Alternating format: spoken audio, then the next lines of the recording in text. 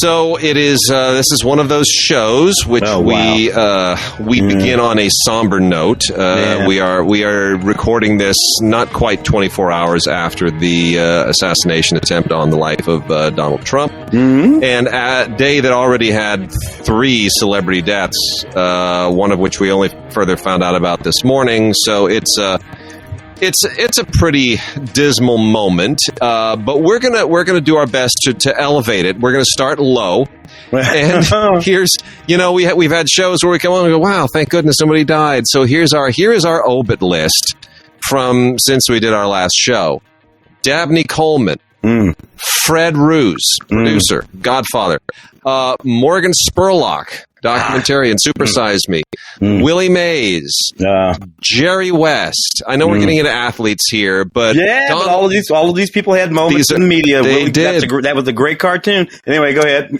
Yeah, I mean, Willie Mays was on Bewitched, playing himself. Yep. Donald Sutherland, one of the great Canadian actors of all time. Don't call him American. He was Canadian and proud of it. Yep. Anouk Aimee, one of the great French actresses of all time. A man and a woman beautiful. And so many other wonder. La Dolce Vita. Beautiful. I mean, she holds down La Dolce Vita. She is the real woman in that movie. Martin Mull, one of the great all-time comedic geniuses of television. Yeah. Robert Towne. Chinatown. How can you? We had some interesting conversations about him. You and our buddy Ray Green. It's interesting conversations about Robert Towne. Met him a few times out there. I interviewed him in his living room. Yeah, and he did his level best to convince me that Billy Crudup was the best Prefontaine, better than Jared Leto. Yeah, Jared Leto. It was the funniest thing ever. I sat there for an hour and a half in his living room. John Landau. James Cameron's producer, taken from us prematurely by cancer. Shelley Duvall just a few days ago.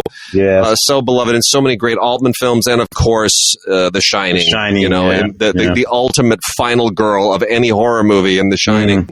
And then yesterday we started with Richard Simmons. Then we started with Dr. Ruth Westheimer.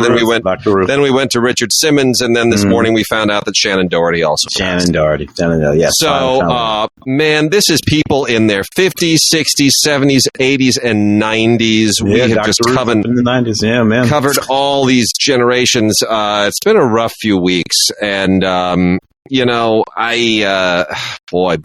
the summer movie season is interesting. We've had not only movies that they claim have tanked, which I don't think The Fall Guy did so poorly. I honestly don't think Furiosa did so poorly. They didn't do as well as expected, but I think in the long run they'll do fine. But we also just saw Paramount Pictures sold to Skydance, David Ellison's company, which I predicted would still happen, but that almost happened, and then it didn't, and then it did again. Yes, and then the Criterion Collection was sold to Steve Rails, the producer who behind Indian Paintbrush, who's been behind so many great Wes Anderson movies. And I think that's kind of how it happened, because Wes Anderson loves the Criterion Collection. And I suspect he probably put a call in to Steve Rails and said, would you buy Criterion? And Rails is massively wealthy. So, the value of Criterion is like pocket change for him. But still, I had talked to the people at Criterion some years ago, and they told me straight up, we're not for sale. We are not for sale. Yeah. So it's a very interesting time.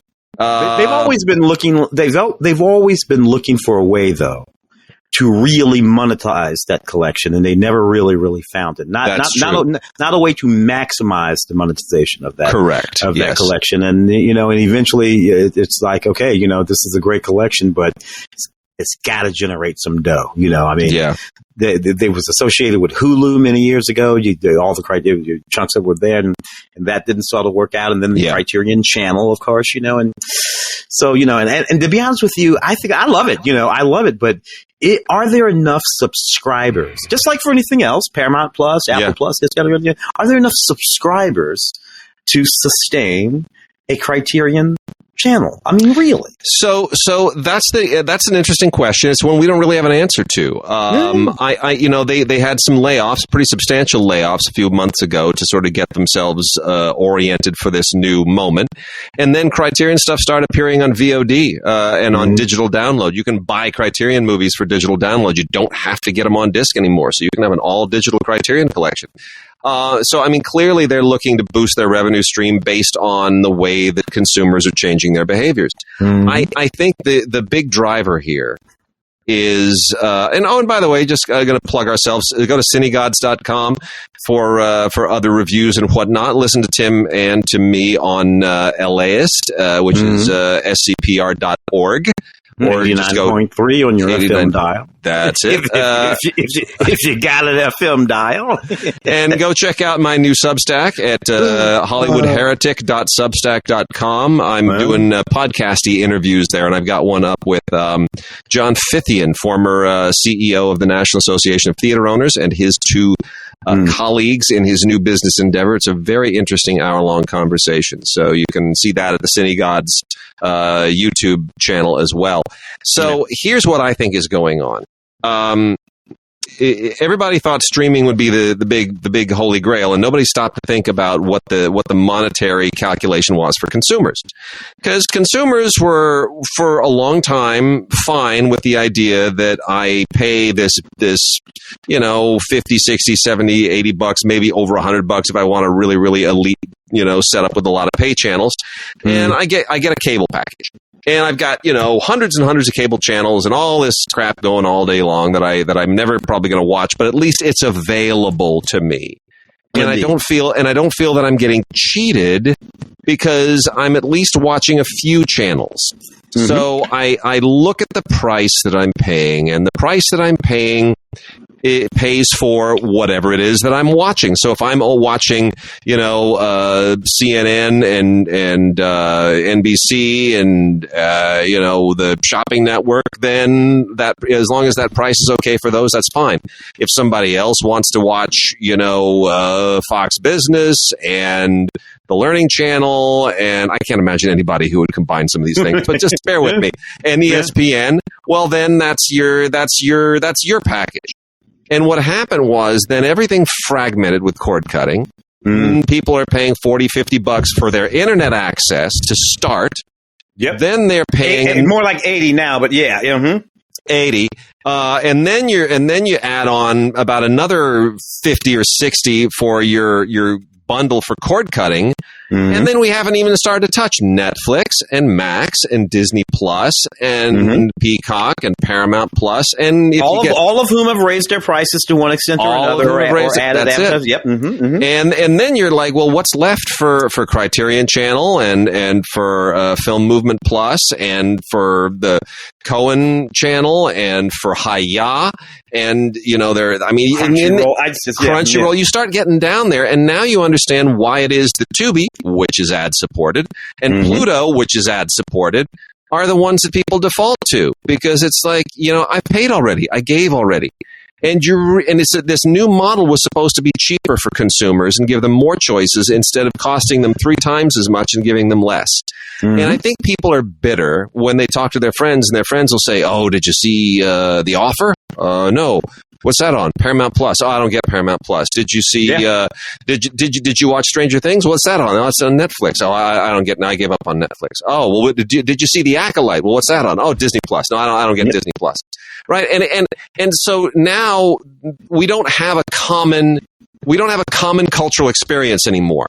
Nope. You have to find the person who lives with your network, and I think they're all realizing that maybe the old model is better. And that's why we're starting to see bundling. And eventually, I think Max and Peacock and Paramount Plus are going to have to bundle. Those 3 are going to have to put in together so that you have all your sports covered and you have 2 networks covered.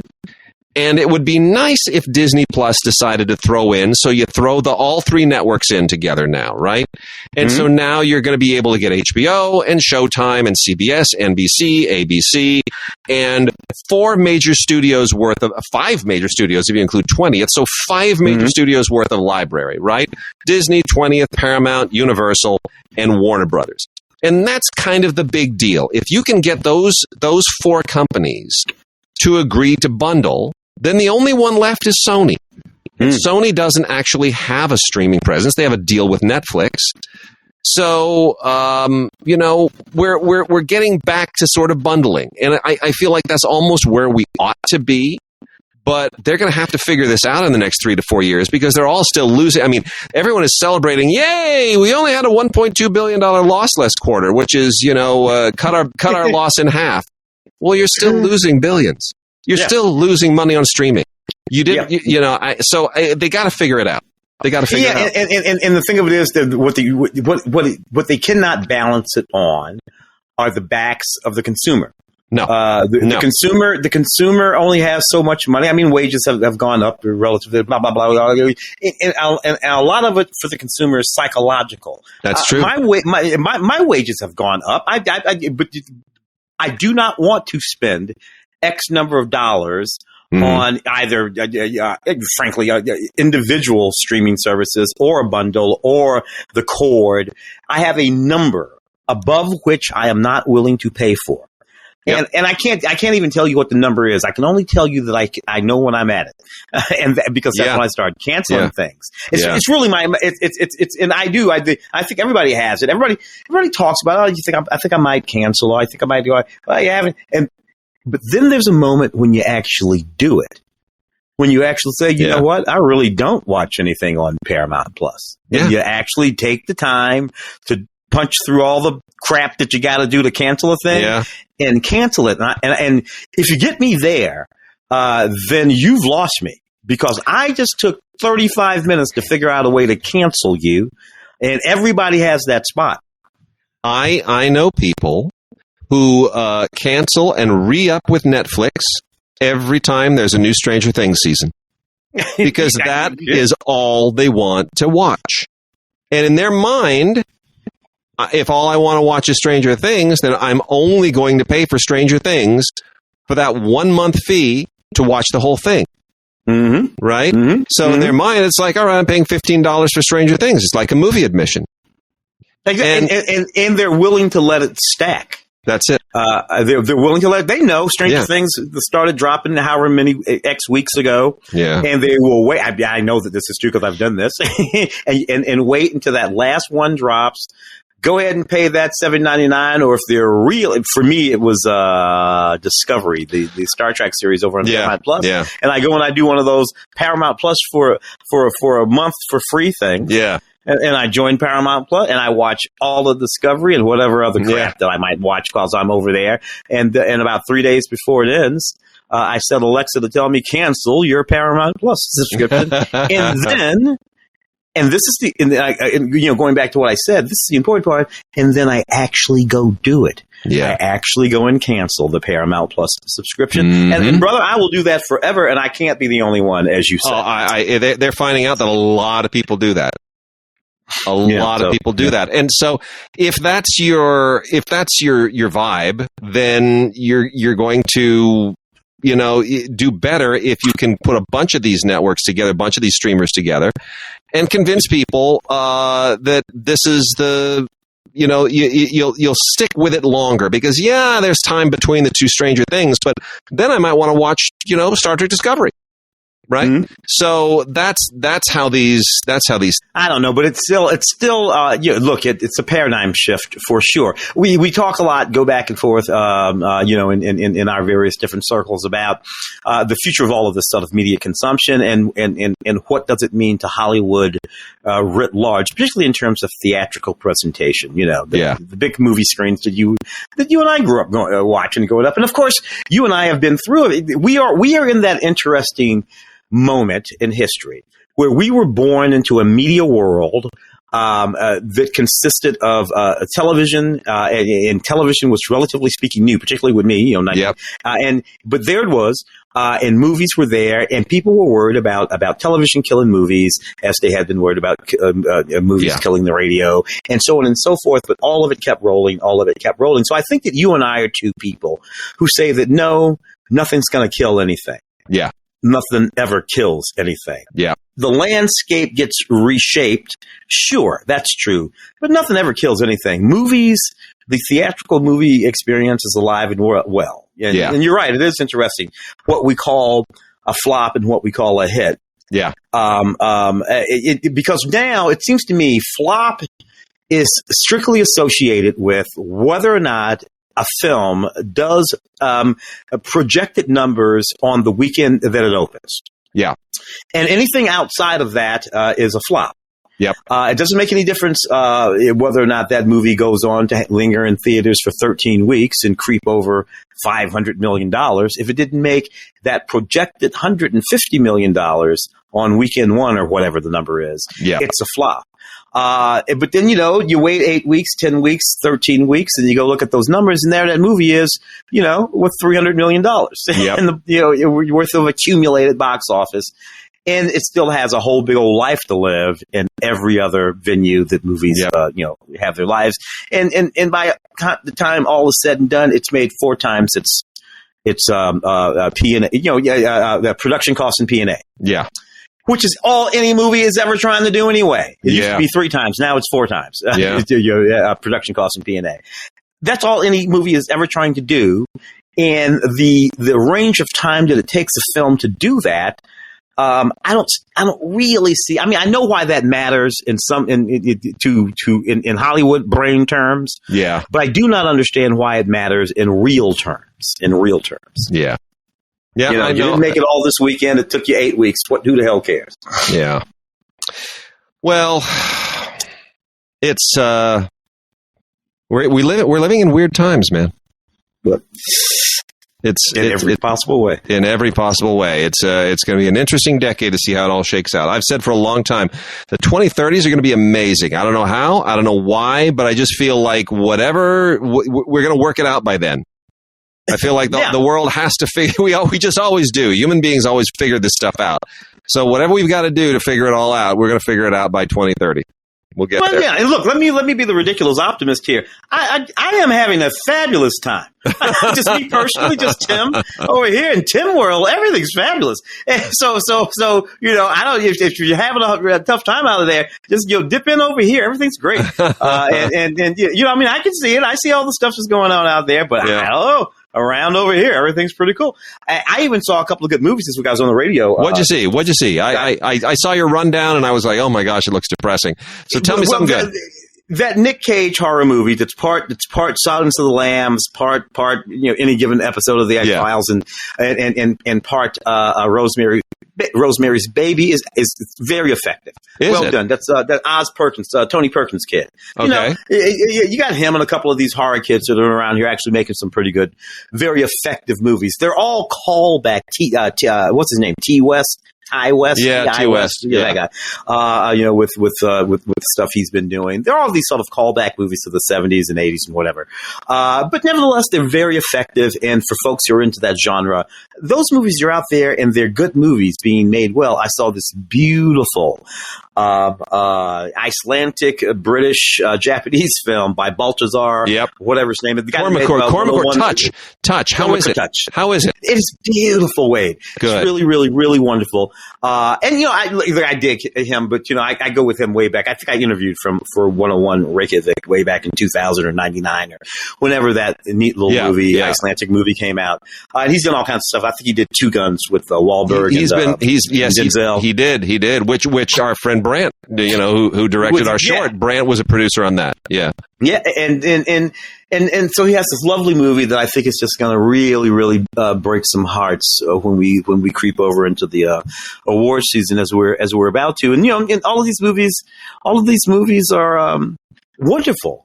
So we got that going on there, and then we'll have to look. We're going to have to wait and see. About the biggies. Yeah. Inside Out 2 made plenty of money. Bad Boys made plenty of money. Despicable Me 4 made plenty of money. I don't think any of the, I don't know. That to me is a perfectly reasonable summer. We'll see what happens with Suicide Boy and Wolverine, whatever that is. The Wolverine movie with Deadpool. Yeah. I'm kind of over all of that, but in my bones, I'm kind of thinking that movie's going to do all right. I think it's going to do great because they didn't push it. They didn't push so much Marvel on us. So everybody, absence makes the heart grow fonder, right? So we're all kind of all right, looking forward to it. Yeah. Yeah, and they are both characters that are individually loved. I love Wolverine, and frankly, with post Logan, don't really mind seeing a Wolverine movie. Love that character. And Ryland as Deadpool's, those are always fun. Yeah. So I don't feel like I'm even in a big old Marvel Universe movie with this, with all of this sort of canon that we have to account for. Yeah. We just hang out with these guys, these characters we like. And, to the extent that it's Marvel stuff, who cares? Yeah, So, I agree. Anyway, there we are. I agree. All right. Well, let's get into covering a few things. Let me knock out just a few of these kind of box sets and other things first. Severin has a lot of really great stuff out right now. Severin, of course, is traditionally kind of a cult label, but they've been putting out some major box sets. This one I just think is so great. The Game of Clones Bruceploitation Collection Volume 1. And I love the sticker on it too. It's which I've saved. Impossibly limited bonus disc version. Impossibly limited. Anyway, this is so. If you don't understand what Bruceploitation is, when Bruce Lee died, suddenly there was this explosion of actors in Hong Kong and all across Southeast Asia in movies whose names was either Lee or Bruce. It was Bruce Lai, Bruce Lowe, Bruce Quan, it was Bruce everything. And it was like Dragon Lee. It was, Viper Lee. It was lots of Lees and lots of Bruces. It was just shameless. It was shameless, but it was flattery at the same time. Yeah. So they are going to do and I mean, there must be 100 of these movies. So there's going to be plenty to do. I mean, they can probably come out with 15, 16 different volumes of this. So they have got Bruce Lai, Bruce Le, Dragon Lee, Bruce Leong. All of these guys are in these various movies. Some of them are pretty good. A lot of them really cheesy. Yes, they dress like Bruce Lee. They're doing the thing with the thumb on the nose like Bruce Lee. They're using nunchucks and wearing all the same clothes. I mean, they're obviously all trying to imitate Bruce in some way and capitalize on what he did. But it's kind of fun to watch all this stuff. Like The Big Boss Part 2 is one of these movies. Well, it has nothing to do with The Big Boss, but why not borrow the title as well? So if you really kind of want to get nostalgic about that, it's great. It comes with a booklet. It's a wonderful, beautiful box set. Absolutely highly recommended. I also think Volume 3 of Danza Macabre is pretty great, too. If you followed the first 2 volumes of these, this is all, Gothic horror, Spanish style. And they've got 4 brand new classics in this one. Necrophagus. I've practiced that before the show. Necrophagus. I can never get that out. Cake of Blood, Cross of the Devil, and The Night of the Walking Dead. All a little bit cheesy, but all made during that kind of Giallo period in Italy when they were doing something a little bit similar in Spain. And like Cross of the Devil is not entirely terrible. So they all have kind of this really garish look, and there's some really interesting stuff in here too. And there's a ton of special features, 8 hours of special features, and they've done really good transfers. They've really been very attentive. They haven't gone and dug up like grindhouse prints that look all scratched and disgusting and lame. And then also from Severin, a couple of Sherlock Holmes titles with great actors. All kind of Hammer adjacent. So one is Sherlock Holmes and the Deadly Necklace, directed by Terence Fisher, starring Christopher Lee as Sherlock Holmes, he cuts a pretty darn good Sherlock Holmes. And this is a fun movie. It's brisk and quick and smart, and they previously had Hound of the Baskervilles together, so Terence Fisher and Christopher Lee are going through the motions again, Sherlock Holmes. And what's interesting to me on this is they rescanned this negative from the German negative. They went and got a print from Germany or a negative from Germany and scanned it.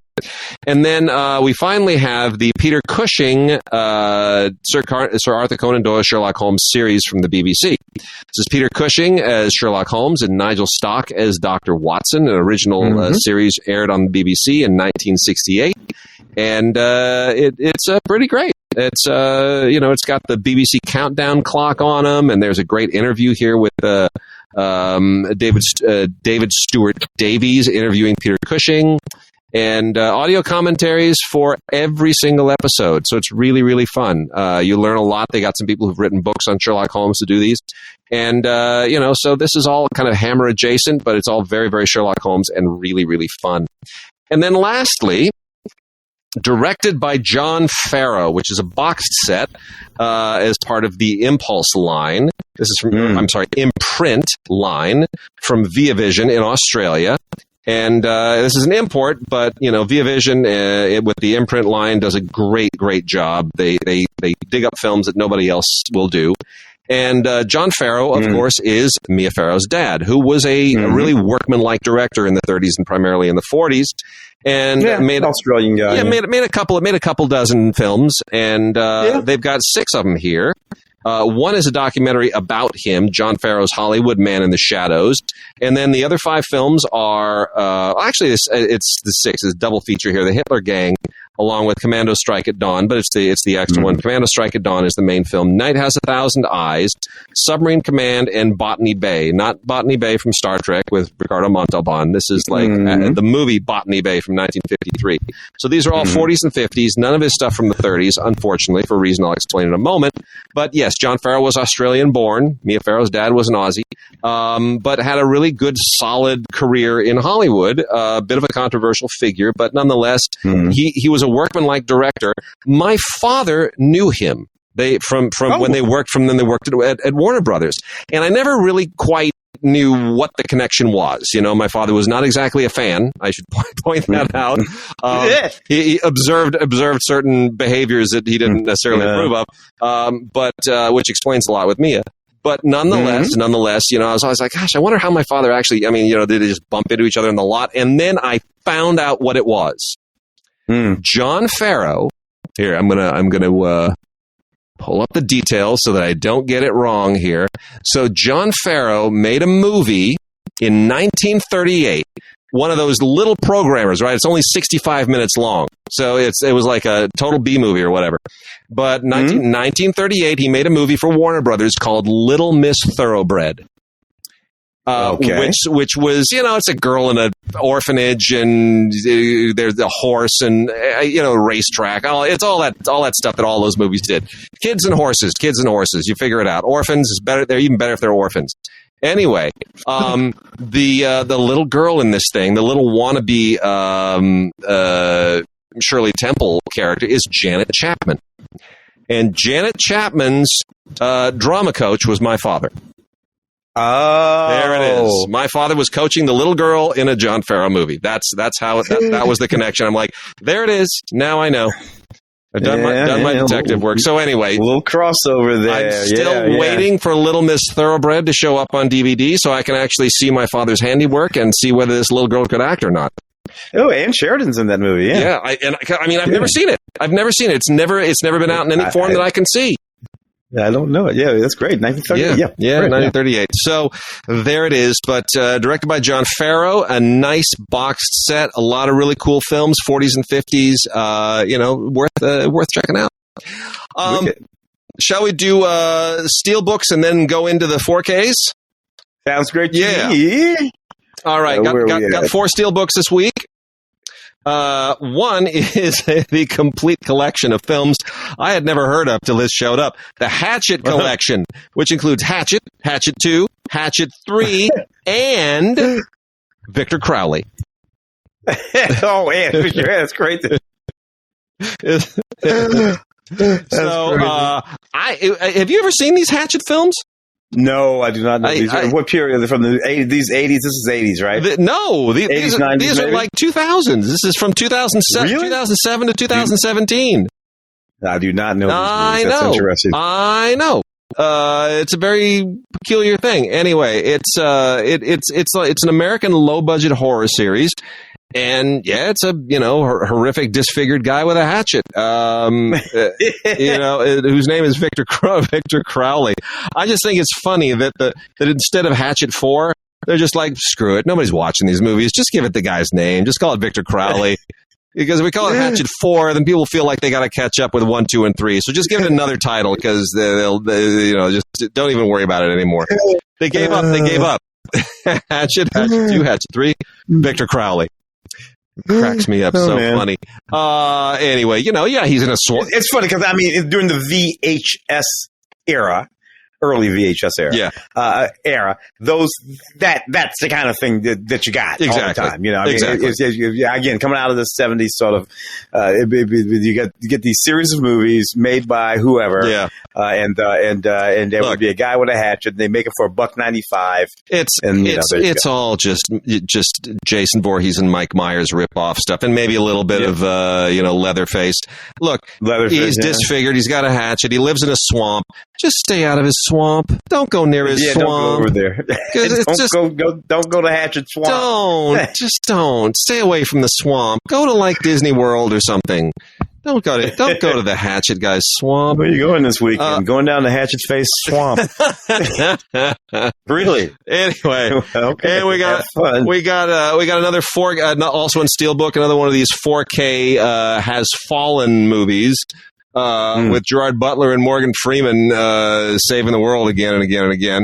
I just don't know who's around to watch these movies, but here we go. Angel Has Fallen.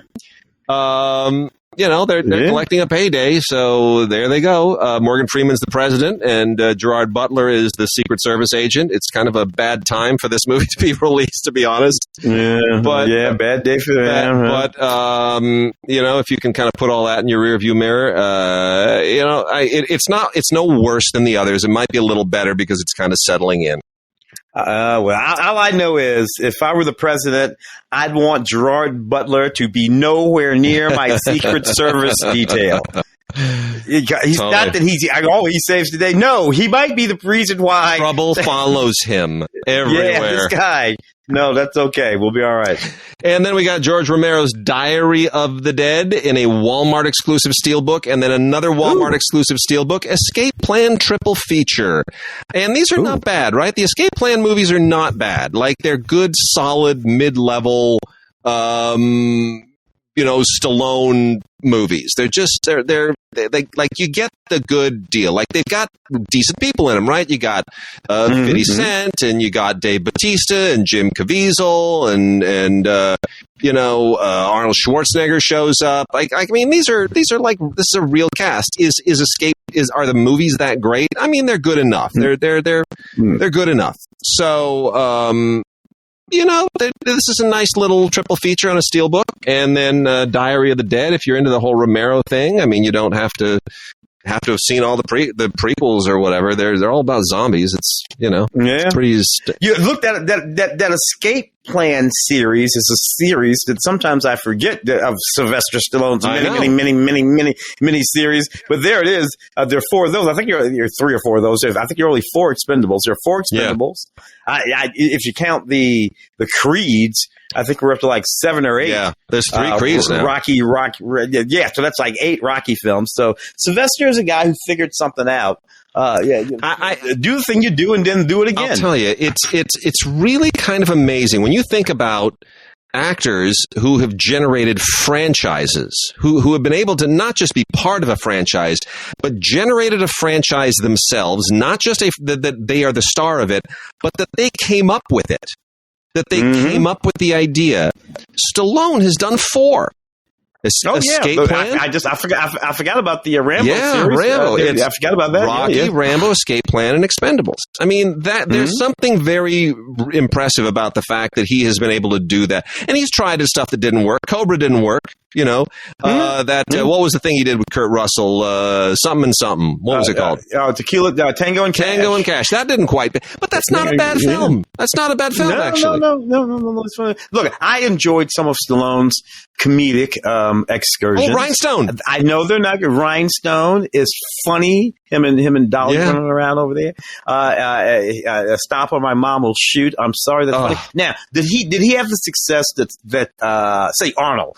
When Arnold decided to go comedy, him and Danny DeVito, twins, Kindergarten Cop. Arnold had a lot of success. True.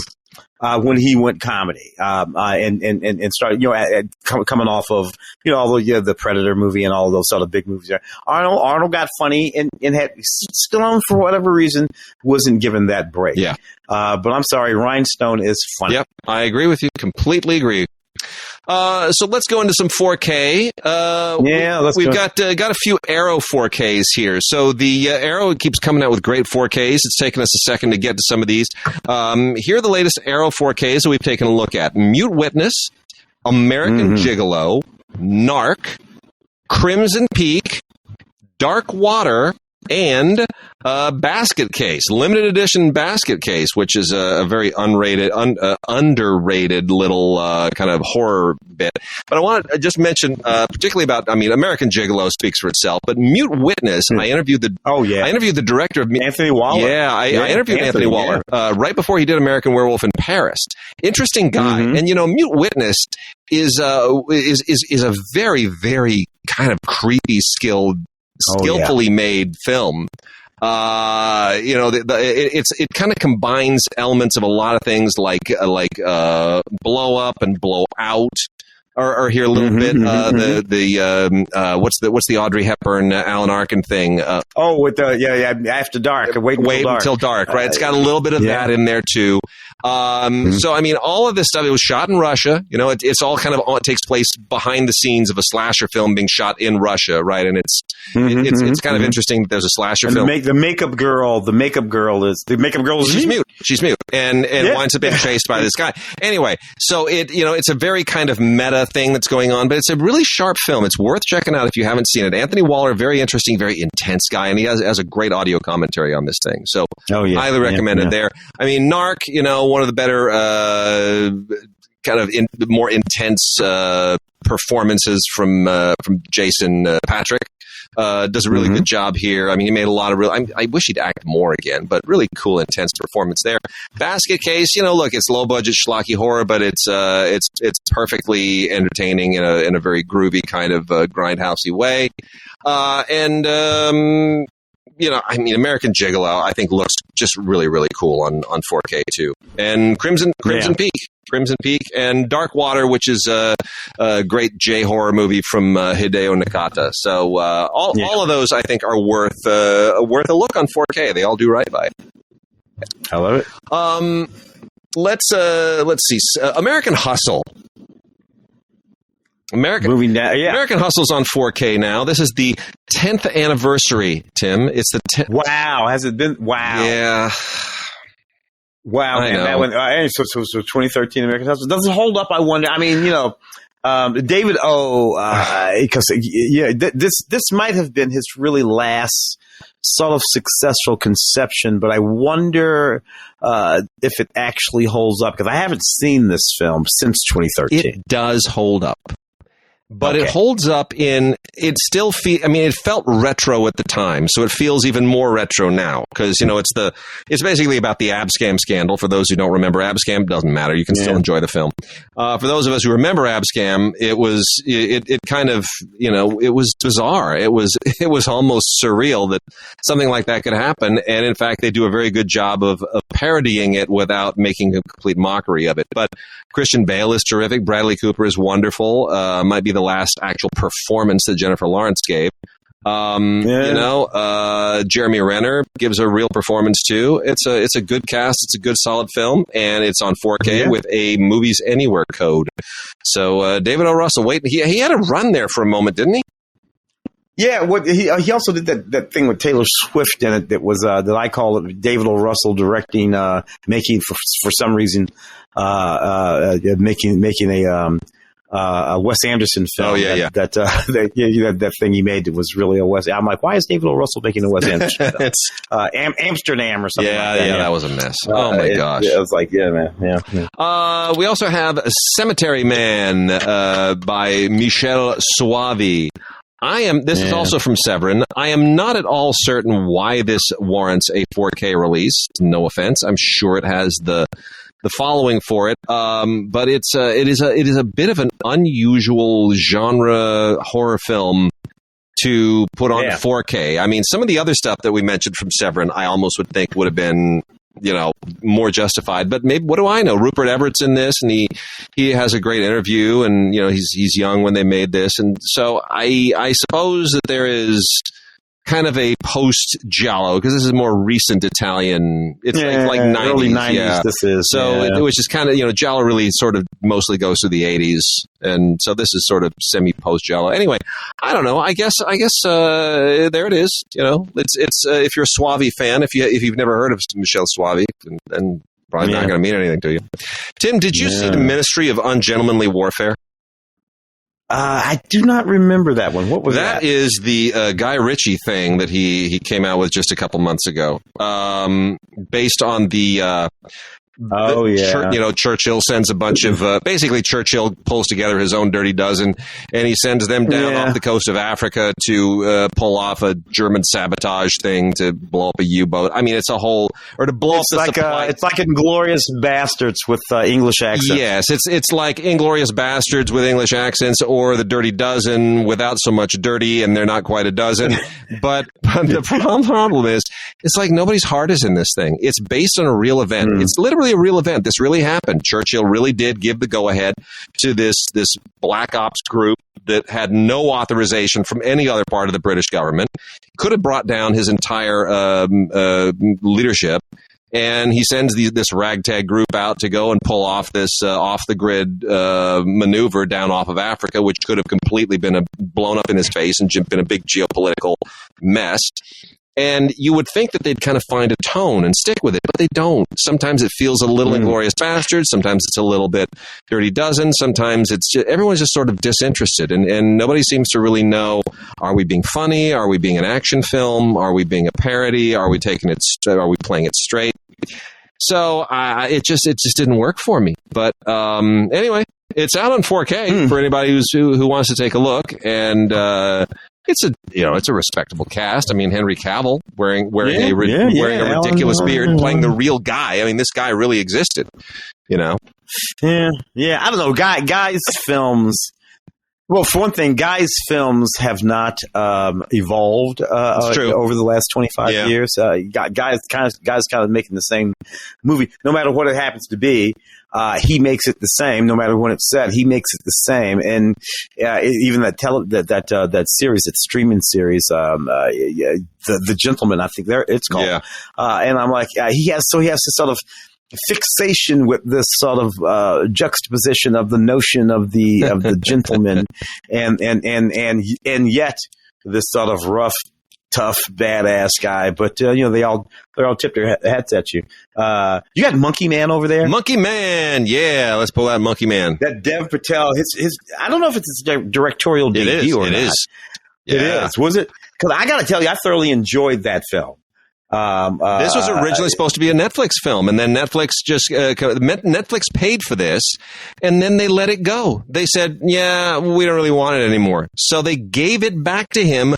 Scot-free, didn't ask for anybody to pay them a dime. Can you believe that? So then whoever picked it up was like, really? We don't have to pay anything? Like, we get this movie. Yeah. All right. Rock on. And there it is. That's what happened with Monkey Man. It's crazy. I mean, it tells you how much money Netflix is rolling in. Yeah. Right there. So, it was, in any case, I dug this flick. Yeah, it's him. It's basically Dev doing his own variation on the John Wick films. The John Wick thing, yeah. It's bloody, it's bone crunching. It's pretty cool. And he, Dev kind of kicks it up a notch because he usually plays guys who are a little bit more kind of milk toasty or a little bit weak. But here he is just badass all through and through. So it's a nice. Well, it's a very deliberate and not the first one actually. He did the Green Knight. That's right. He did do that. Yeah. Where he's like, look, I'm not the kid from Slumdog Millionaire anymore. Right. I'm a tall, handsome, fairly well built man from South India that's perfectly capable of killing everybody in the room. That's it. And that Netflix let it go. He went to Jordan Peele. He said, "Would you like to put your name on this and bring some cachet?" Jordan said, "Absolutely. Let's take it to Universal." Universal got behind it, released it, and boom, there we are. Collector's edition. Dev Patel doing the badass thing on 4K Ultra HD, and a lot of cool extras too. Child's Play is back in a 4K set from Shout Factory / Scream Factory. you know, I got to be honest. I thought most of these movies have just been stupid. Even the ones that Ronnie directed. You know, bringing the Hong Kong. Bringing that Ronnie, you directed. You know, a couple of these, bring a little bit of Hong Kong action sensibility to it and make it campy. But the original Child's Play is still, for my money, the one that works the best. It just is. It just is. In any case, this is not the original 1988 Child's Play. This is the more recent remake. What's the easiest choice you can make? Window instead of middle seat? Picking a vendor who sends a great gift basket? Outsourcing business tasks you hate? What about selling with Shopify?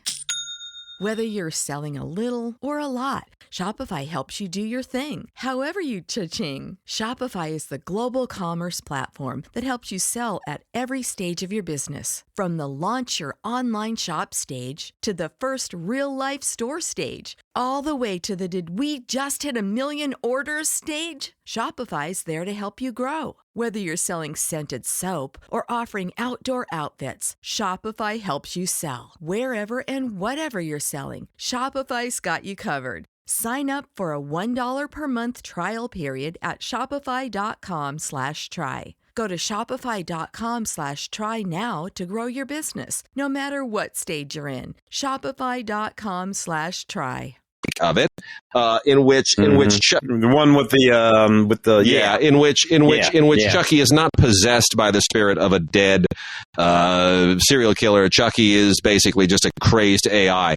And, you know, with a bad Chinese chip in him and going crazy. That's the whole, that's what this one's all about. But I guess for a certain generation, this did okay. So it's got an audio commentary with the director, Lars Klevberg. And, it looks perfectly fine. And, you know, it's got a few other fun extras on it. So, knock yourselves out. Got 3 here from Paramount. Two significantly which go together, which I will start with. We've got now 4K of Team America and South Park Bigger, Longer, Uncut. Nick and Trey. Tim, how do we feel like these movies hold up? Well, Team America holds up solid as rock. F yeah. Oh, my gosh. This is so funny. All there is to that. And frankly, Bigger, Longer, Uncut, you know, Uncut is Uncut. But Bigger, Longer, was plenty strong. To me. South Park holds up. It does. Broadly Blame Canada. Over these, what is it now? 30 years? Is it 30 years? Everyone is overlooking how long South Park's been on the air because it's like a year or two behind The Simpsons. Everybody keeps saying, "Oh, The Simpsons, longest running TV." You realize South Park is just on its heels. Like as soon as The Simpsons goes off the air, South Park only needs to run for another couple of years or 3 years, and it beats the record. I mean, to catch it and overtake it. Yeah. And you know, Matt and Trey do all the voices more or less, and they're younger than Dan Castellaneta and Julie Kavner. So I'm just saying, you know, at a certain point, I feel like South Park, if they want it to be the all-time longest-running TV show in history, or at least in the United States, nothing will ever beat Doctor Who. But I don't see how you can. I don't think how you can recast. Either. No, you can't really. You can't recast. You know, it's like click and clack. You can't recast. And though you know, Dan, there are a lot of actors on The Simpsons, but somehow I still think you can't recast. My favorite thing from this era was Robin Williams singing "Blame Canada" on the Oscars. It was just the best. It was so good. It was so smart. Anyway, so that's a 2-disc set. They all have, because it's Paramount, they have Fandango Now codes, not Movies Anywhere codes. I wish Paramount would just get with it and go with Movies Anywhere like everybody else. But you got a theatrical version in 4K, and then you have a sing-along version in Blu-ray along with the special features on the second disc. And, you know, Team America is just, it's got a whole bunch of extras on here, all about doing the stuff with the puppets, which is so much more challenging than you could possibly imagine. They make it look easy. It isn't easy. That's why they haven't done another one of these, because it's freaking hard. Yeah. It's really difficult. But also has an uncut version of the film on Blu-ray on disc 2 with the special features, but the theatrical cut is on 4K on the first disc. So I you know, Team America, just Mark Kaiser cannot stop laughing at that movie. As funny as we all think it is, Mark thinks it's funnier than anybody else. Also 4K. theatrical and unrated versions as well of Anchorman with Will Ferrell, The Legend of Ron Burgundy. This is the 20th anniversary. I hate aging, Tim. I can't stand it. It's something. It's just so. But what are you going to do? My favorite line in this whole thing, Steve Carell. I killed a guy with a trident. During that street fight that goes completely off the rails. This movie is ridiculous, but everyone knows it's ridiculous. They're all playing it for laughs. Yes. Yeah. Oh, Christina Applegate, young and fantastic. Gotta say, it's wonderful. Yeah, absolutely. Paul Rudd with the hair and the mustache and the whole thing. Fantastic. Absolutely great. So go get that on from Paramount on 4K as well. Absolutely terrific. Have you kept up on the Kung Fu Panda movies? I got through Kung Fu Panda 2, and I know we're out to 4. Yeah. I can only hope that you don't need to have seen 3 to enjoy 4. I hope. You know what? I started to watch, and I can't. It's the same crap over and over. I mean, God bless Jack Black. He's making outrageous amounts of money. I'm sure, he's probably worth $100 million at this point just from doing this Panda. But I kind of don't get it. But again, I don't really get Despicable Me. You realize Despicable Me is now the highest earning animated franchise in movie history? I did not know that. The Despicable Me movies have now globally grossed like $5 billion, more than all the Toy Story movies. More than the Toy Story movies. So obviously we're adding in the Minion, the Minion movies. There's like one or two. Everything related. Yeah. Okay. It's just Okay. Anyway, whatever. No, I don't. I can't. I just can't get my mind around it. Look, this one. Awkwafina. Okay. Viola Davis is the voice in the Kung Fu Panda movies, dude. I know. What the hell is going on? I don't know. I try to understand it. I just kind of don't. But look, that's like if Sidney Poitier was in a Yogi and Boo Boo cartoon. And with Sidney Poitier as the voice of the Ranger. I don't know, whatever. It's insane. So empire is the new word, Tim. Empire. If we were playing Password, and I know I'm dating us here, but if we were playing Password, the word would be empire. Empire, as in Godzilla X Kong, the new empire, and Ghostbusters, Frozen Empire. Yes. Everything has to have an empire. I don't know what's going on over there. I don't know. I saw that Godzilla Kong movie for the radio show, and I must say that near the end of it, I was laughing so hard that in that way, it is an enjoyable film. It's funny. There's a moment in this movie when Kong hurts his arm, right? This whole thing goes down, right? But you know what? It's okay because they have a gigantic gorilla cast thing, this mechanical gorilla arm that they can give, which they just happen to build because you never know when Kong's going to hurt his arm. And it's just funny. Dan Stevens, he's like, oh, he seems to have hurt his arm. Okay, it's all right. We got a gigantic gorilla arm over here. We're going to go ahead and put that thing on him. And I'm like, really? Really? We just got all this shit laying around, do we? For just in case something goes down with Kong. So I'm like, you know what, guys? Let's do it. Let's do it. Whatever we're doing, I'm down with it. I'm not going to do this all the way through this movie because plainly you don't give a damn. So I'm not going to give a damn. Here's the problem that I have with this movie, which I did not see. I will admit, I just can't. I can't. But here's the problem I have with it. The original Godzilla versus King Kong, the old cheesy one from whatever it was, 1962 or 63, whatever, the Japanese one, has long been lambasted for making them the same size. Look, Godzilla is about 350 feet tall. King Kong is about 20 feet tall. In the original film. Yeah, he has to climb that Empire State Building. If we're going off of the Peter Jackson film, okay, I'll give you 50. But Godzilla is still 7 times taller than King Kong. And now we come out with and like this movie makes the same mistake. It's like, wait a minute, they're the same size? Are we making King Kong 350 feet, which is stupid, or are we making Godzilla like 50 feet, which just makes him a big lizard? I don't understand. Yeah. This doesn't work. Why do we have to do this? No. That's just terrible. It's terrible. And some of that has to do with that whole Universal monster series that they were going to do, which was just a big giant. Well, it didn't even get off the ground really, and they had to pivot. Yeah. They had to pivot, and they just threw a whole bunch of money at Godzilla and King and squoze them together, and there it is. Yeah. Well, okay, so now let's get to Ghostbusters Frozen Empire, which is all part of Jason Reitman basically taking over his dad's legacy and, with the last film. And then, this one is Jason and Ivan, who passed since they finished it, producing, and Gil Keenan takes over directing chores. And I get it. We're trying to get back to the original Ghostbusters while still kind of pivoting to younger Ghostbusters. I get it. Paul Rudd is holding it down, and we bring Murray and Ernie and Aykroyd back doing their reprising their original characters. I love that we're adding in Carrie Coon, who I just adore.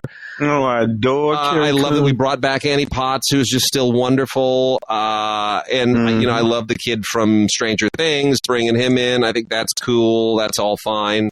I love that Patton Oswalt is in this, but it doesn't. Jason Reitman's sense, and he wrote this with Gil Keenan.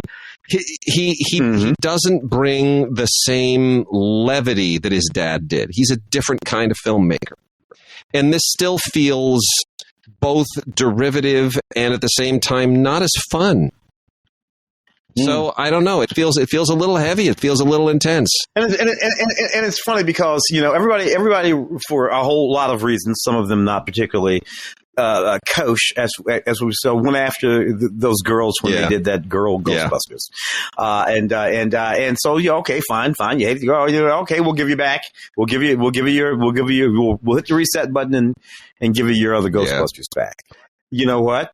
Still doesn't work. It's just so because we're done now. I think that's it. We're done now, and we have been for a while. There was a great Ghostbusters cartoon that ran, after the principal Ghostbusters movies. And if you want a Ghostbusters extension, find it in those cartoons. By the way, I am still a bigger Ghostbusters 2 fan. I know I'm one of the few. With Peter, yes, Nickel. He is so funny. When he comes out of it right at the end of the movie, and he's covered in all the slime, and with that ridiculous accent, he says, "Why am I covered with goo?" I laugh so hard. Just that one line reading, it wipes me out. He's great. He's great. He's wonderful. Anyway, where are we going? Karate Kid. We got a brand new Karate Kid on 4K, 4K Ultra HD. They make it look all kind of VHS-y, worn around the edges. It's got new commentary and deleted scene dailies, and it's got a Movies Anywhere code. And this is all because Cobra Kai is so hot on television, and we have a whole generation of fans of that show who have probably never even really experienced the original movie. So we got to take them back. And you know what? It's still Rocky. It's John Avildsen doing the Rocky thing with Ralph Macchio. But I'll tell you, Pat Morita is so good. The story is still so good. It just works. Elizabeth Shue is wonderful. Everything is great. It still works. It still works, man. Yeah. Which is why it was such a fantastic foundation for them to do a different thing, Cobra Kai. They made that Will Smith film with Jackie, and in order to try to do what you just talked about, New Generation. All that. No, that didn't work at all. Just let it be what it is. And you find Ralph, and you find homie. I forget they're developing a crossover sequel. You know that with Jackie and with Ralph Macchio and with Jaden Smith, and they're going to somehow try to marry the two. I know. No. I know. Oh my God. I know. Okay. See, I know. Sometimes they just go to that well. Sometimes you go to the well so much you just come up with a bucket of mud. Yeah, I just made that up. I just made that up. And it was brilliant. Studio Ghibli, 4K of The Boy and the Heron. Hayao Miyazaki's second Academy Award given this year. Beautiful movie. Beautiful movie. It beat all the big American animation once again. I didn't think it would, but it did. I thought they'd give it to Spider-Verse again, and you know what? They gave it to this one because it is just such a beautiful story. This kid losing his mom to war, and all of this mysterious stuff that happens after he moves in this mystical land. It's really, really wonderful. It's a beautiful film. I was the big Robot Dreams fan. Sure. For the same period. But you know, you can't deny Hayao Miyazaki. You can't deny it. The one thing I will say about this, and this is not a rub. Narratively, this film is very similar to a number of films Hayao has made. You know, he lives in a narrative space. Perfectly fair, things to do with the war and children in and around the war, things which are perfectly reflective of things that happened to him in his life and things around the dropping of the bombs and all of those sort of things. So narratively, it's very familiar territory. Whereas Robot Dreams was narratively new territory, and obviously visually the opposite of this beautiful, lavish thing that Miyazaki always does. Robot Dreams is just something just north of colored-in stick figures. So that's the reason why I was kind of leaning into that one. But this was a beautiful movie. We also have a movie called The Guyver, which was a bit of a cult classic for a moment. About this human alien hybrid monster thing. This came in, early 90s. It was kind of the migration that we had from Alien and Predator, and everybody was kind of looking for something that was in the same vein, but maybe a little different. So they cooked up The Guyver, which has always kind of had a little mini cult following. It's from 1991, and we now have a 3-disc 4K collector set, which has just an unreal amount of extras, interviews with every single human being, outtakes with commentary, and it's just, this movie must have a bigger cult following than I ever imagined for them to justify this. But anyway, it's out there. It's that guy who directed it. There are two of them, Screaming Mad George and Steve Wang. That guy. The first guy. Well-known, very well-known special effects guy. From that period, did all the really good looking stuff in Predator, on Predator, and this, that, and the other thing. So I think a lot of it has to do with that. It's him. He's one of those guys. Yeah. Getting down to the bottom here, we got two kind of classic films that are a little bit underrated, and I am fond of both. Weird Al Yankovic in UHF is a movie. I see you're laughing. Everyone laughs. Did you hate that? This movie is so silly. It's so wonderful. Everybody Weird Al. It's like, no. And Michael Richards first kind of blew on the scene after he'd done Fridays. He did this movie. He's hilarious in this movie. Everybody's funny in this movie. It's a great big, just crazy, mad joke of a movie. It's hilarious. So you got to see it. I love the guys walking around asking everybody for change, and then at the end, I won't give it away. It's a great get change. It's a great gag. And they just pull it out all the way to the end of the movie. There's this Comic-Con 2014 panel when they got everybody back together again. There's director Jay Levy and Weird Al do a commentary, deleted scenes and promos, and everything. It's got the 4K obviously is on one, and all the extras are on another. But it is an awfully cool movie, and good on Shout Factory for resurrecting this thing and giving us a 4K of it, because it really deserves it. And then also Matinee with John Goodman in a 4K collector's edition. Oh, Shout. Wow, yeah. It's just terrific. If you love old movies, and if you love kind of exploitation films and monster films and 50s movies, the whole atomic era thing, this is just a great throwback. It's hilarious. It's one of Joe Dante's best movies. I love it. And John in it is playing a version of that guy from the 50s who put the tingler, and he would put the things, and he would have the nurses in the William lobby, Castle. and he's basically playing. Yeah. William Castle. He's basically playing William Castle, or a version of William Castle. He's playing William Castle, who was just the greatest showman. I mean, of that day, he was like the Barnum and Bailey of exploitation films. So it's a lot of fun, and Joe Dante knows this territory. He knows William Castle. He knows these movies, and he just does a wonderful job tipping his hat to it. So that is also out there on 4K with a boatload of extras on 2 discs. Most of the extras on the second, but. It's a lot of fun. Drew McWeeny, who is a LAFCA colleague of ours, participates in the audio commentary, and it's pretty great. It's pretty great. So definitely check it out. And lastly, Tim, Purple Rain. Purple Rain. What are we about 40th anniversary? You know how I know that? Because Purple Rain, when it came out in 1985, I was assistant manager of the Mann's Plaza Theater where it opened and played for weeks and weeks and weeks and weeks. I heard that movie probably 300 times, and I saw it maybe 3 dozen times. But I lived that whole Purple Rain moment. I can still quote almost every single line of this movie. And you know what? In fairness, parts of it are cheesy.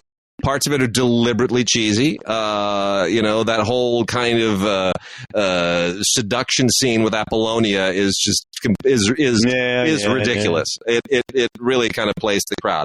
But Albert. Who's the USC guy? If I'm not mistaken, where our boy Ray went. And they had a bit of a career, with various different sort of things like that. But this would probably be the highlight. For sure. And it's funny because Magnolia was at USC just a year or so behind James Foley, who I used to. And Foley, I had worked at the Mann's National right before I got promoted. I'd worked at the Mann's National when James Foley's directing debut opened there, which was the why am I drawing a blank? Aidan Quinn, Daryl Hannah. Daryl Hannah movie. Not Breathless, but something else listless. I'm going to look it up. Hold on. I'm going to get it. This is killing me. This is what happens when you get older, folks. Yeah, I'm telling you, because it's right on the tip of my tongue, and because I always confused it with Breathless. Reckless. Thank you. Anyway. Yeah, because he's on that motorcycle. I remember Foley used to show up. I shouldn't even be saying this. I mean, but whatever. Foley used to show up, and I would always talk to everybody. I was the only person on the staff that kind of wanted to talk to the filmmakers and the executives as they came in. Everybody else was intimidated, and I'm like, no, I want to talk to these people. And Foley he'd talk to me at the door. He's like, are people liking it? Like, what's the reaction? Are you watching the? He was so nervous that people would hate his movie. Oh, wow. I said, no, man, people are digging it. It's all right. They like it. They love that, like Kids in America comes on and the lights are going all over the swimming pool. And they're digging it. It's got a real rock and roll feel to it. And somehow, I always breathe a sigh of relief. He was like asking me. And I'm putting, here I am. I'm like, what am I? I'm like, I'm 19 years old. I'm putting him at ease. It's ridiculous. But anyway. It's too funny. So have some popcorn, James. Relax. Funny. Magnolia, I never met, but anyway, the movie, I who the real star of the stars of Purple Rain, because Prince is a brilliant performer, but Prince is not going to give you comic relief. You need Morris and Jerome to show up to make you laugh. And they, with that mirror that Jerome holds for Morris, and oh my gosh, it's just, that's the comic relief, and that just is wonderful that they brought Morris Day and the Time into... Morris Day and the Time. That juxtaposition, Prince's band with all of that sort of artistic, and then Morris Day and the Time over there, just having a fabulous time. Both teams... All the music from both sides is fantastic. So the audience never has a moment when we're not having fun. But it was just one of the great all-time soundtracks. Sorry, it's like one great Prince song after another. Boom, boom, boom, boom. It's great stuff. So Purple Rain on 4K. Load that sucker up into your Movies Anywhere account and watch it wherever you want. It is fantastic. Still a really, really fun film. Let's talk about a few new movies that are not on 4K, but we got a few others in here. Drive Away Dolls is worth talking about for a minute, because this is Ethan Coen going solo from Joel, just as Joel went solo and did Macbeth. So now we get to see Ethan minus Joel, and I don't think I like it when they work separately. Well, narratively, I didn't like this movie. It lives in the vein of a Coen Brothers movie, but it doesn't have nearly the full range of wit, of sharpness, of comedy. And I imagine that's because half of the wit and humor and comedy wasn't at work that day. So you get half as much. And it didn't have the narrative, just in terms of just the story itself, tightness of when they're the movies are tighter when they're together, and I think that might have something to do with somebody saying that that's not working. Take that out. So there you go. Margaret Qualley, Beanie Feldstein, and I don't know. It's sort of a funky little. Mean, nasty movie. Funky, mean, and nasty. Go with Coen Brothers. But somehow in this movie, I didn't like it. Yeah, I didn't either. And there are a couple of people in this that I thought, like Bill Camp is funny in his little cameo as the guy behind the counter. Yeah. Matt Damon's kind of funny, but it just doesn't entirely work. I think Joel and Ethan need each other, but for whatever reason, that's out there, a collector's edition on Blu-ray.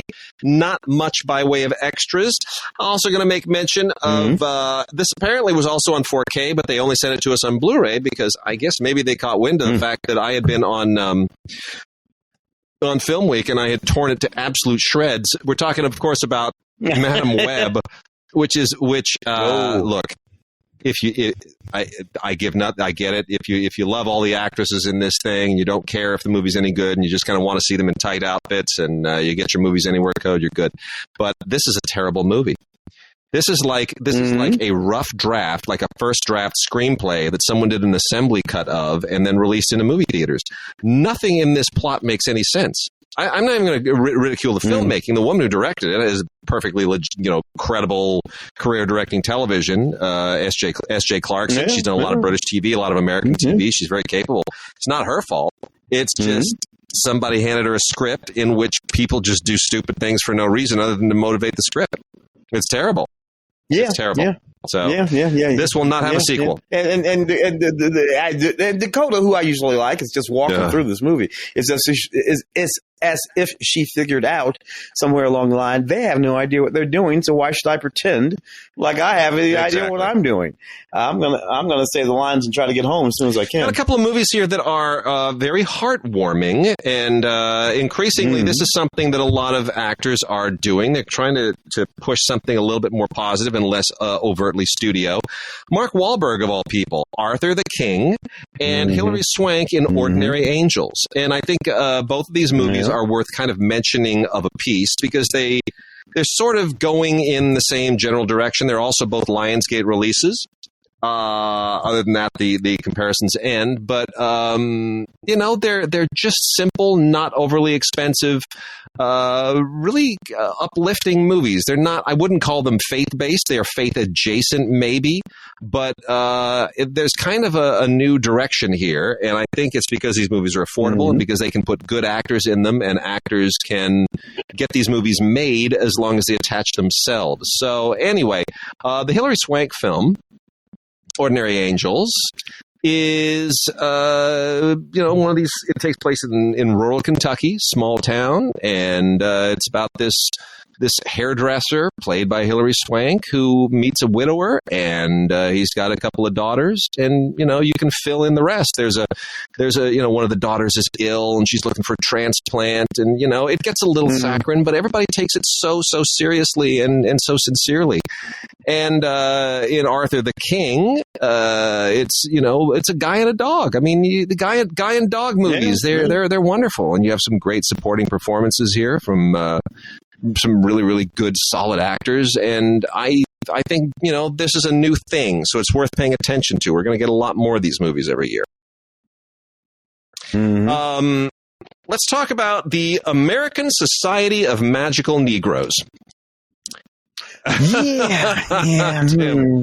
I wanted to love this movie. I love the title of this movie. It's a very thing. It's a very interesting sort of notion in the black community with respect to film characters.